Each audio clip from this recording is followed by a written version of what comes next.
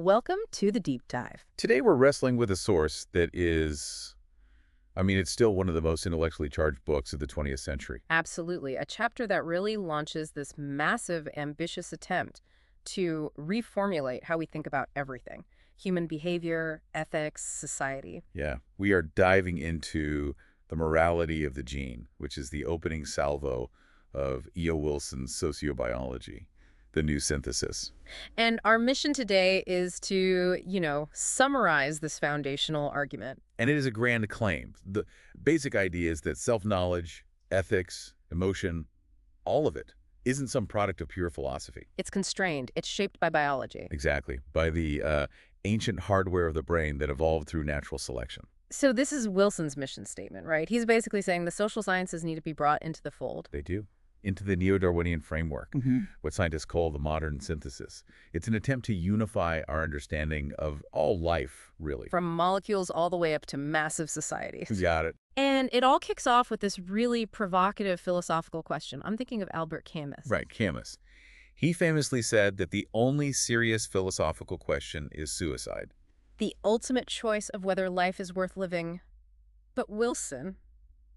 Well, Wilson and the entire school he founded just kind of dismisses that. He sees it as biologically irrelevant. A biologist would argue that our moral impulses, they're not just floating around in the realm of pure thought.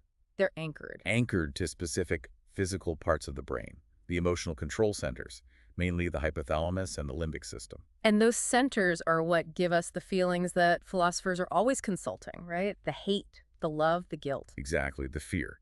And the key question is, what made those centers? They evolved, natural selection, over millions of years. And that one simple biological statement just turns the tables on the whole discussion. Because if the hardware that generates our sense of right and wrong is a product of evolution, then ethics itself has to be explained through evolutionary history. It means that our deep biological architecture has this built-in bias against the kind of question Camus was asking. how so? Well, the hypothalamic limbic complex, it just automatically pumps out feelings like guilt and hope and altruism that, counter the pure logic of self-destruction. So in a way, those emotional centers are wiser than our conscious minds. Wiser in a biological sense, yeah. Because they're driven by this single overriding evolutionary mandate. And that mandate brings us to the really startling core claim of sociobiology. This is section 1 of his argument. The idea that the organism, the individual, it's not even the point. Let's unpack that. The idea that the individual organism counts for, well, almost nothing. The central shift here is the unit of selection. An organism doesn't live for itself. Its primary function isn't even to make another organism. Its purpose is to reproduce its genes. Precisely. The individual is just a temporary carrier, a vehicle. When a new organism is made, it's just a fresh, accidental new package for the genes that are floating around in the gene pool. That sounds almost brutal when you apply it to us, to human life. We put so much emphasis on the individual. It is brutal. But from this perspective, natural selection is just the process where certain genes get better representation in the next generation than their competitors. They get shuffled and recombined to build organisms that are better at carrying those winning genes. It reminds me of that famous biological paraphrase, the organism isn't the goal, it's just the means. Right. We can modernize Samuel Butler's old saying about the chicken and the egg. The real insight is this. The organism is only DNA's way of making more DNA. And the crucial link back to ethics is that the hypothalamus, the limbic system, all of that emotional hardware is engineered specifically to perpetuate that DNA. They're the tactical control mechanisms for the genes. So if we're DNA's vehicle, then the genes have evolved a couple of main strategies or devices to make sure they get copied. 2 main classes, yeah. The first one is obvious.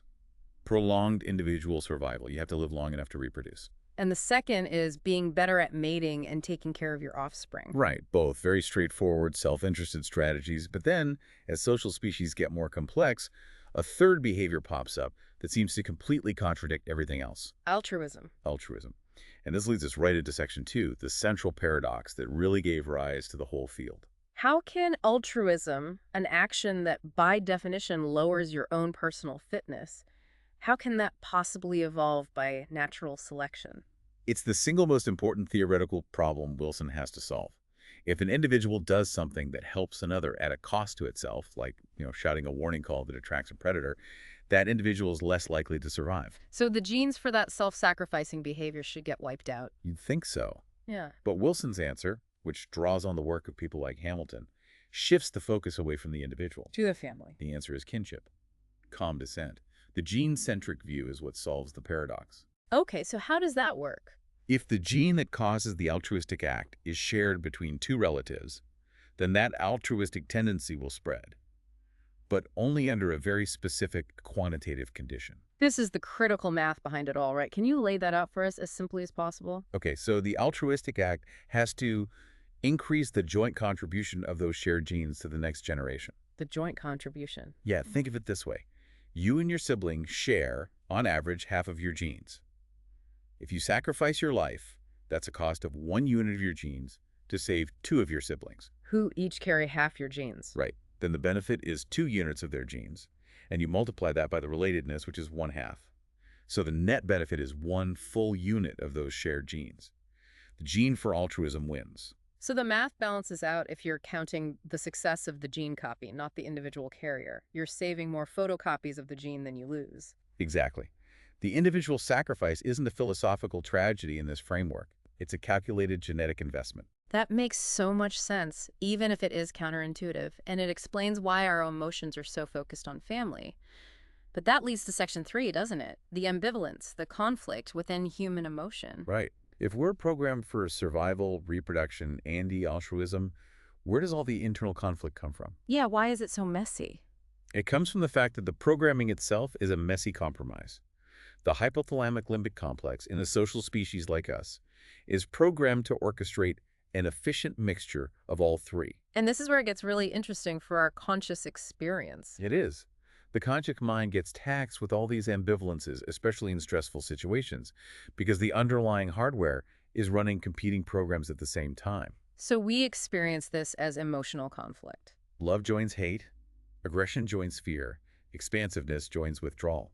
These blends aren't designed for our happiness or tranquility. They're designed to maximize the transmission of the controlling genes. We feel conflicted because our genes are, evolutionarily speaking, conflicted about the best strategy in that moment. That's the idea.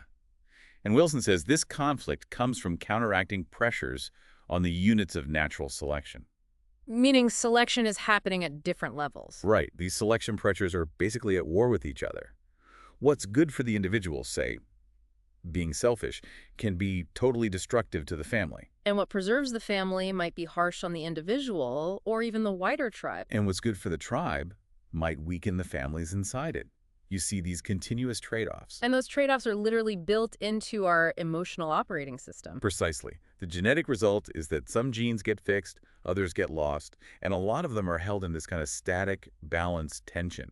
Our neuroses, our internal battles, they're just reflections of this balanced genetic conflict. Which sets the stage for the rest of the book and section 4, the grand ambition to unify all the sciences. Yeah, what is the formal definition of sociobiology that Wilson actually establishes? He defines it as the systematic study of the biological basis of all social behavior. All of it.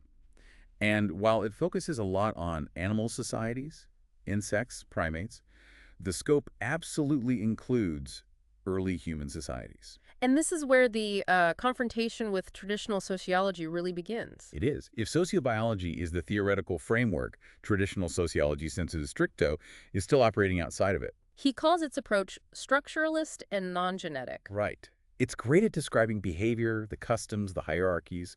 Wilson calls those the outermost phenotypes, the visible traits. So sociology describes what humans do, but it tends to rely on things like intuition or culture to explain why they do it. Exactly.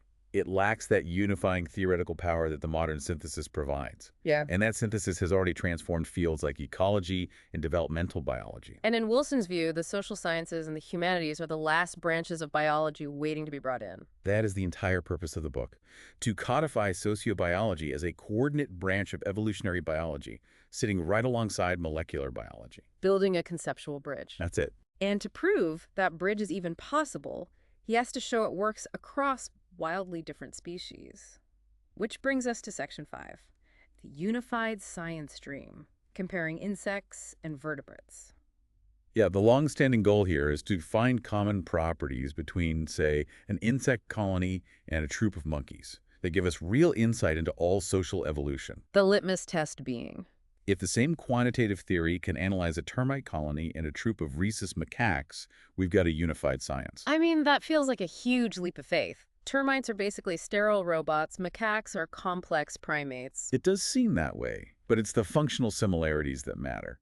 Think about it. Both are cooperative groups that occupy territories. Okay. Both use communication systems, not full language, but between 10 and 100 standardized signals for things like hunger, alarm, hostility. And a key social mechanism is group identity. You're either in or you're out. Absolutely. An intense awareness of group mates versus non-members.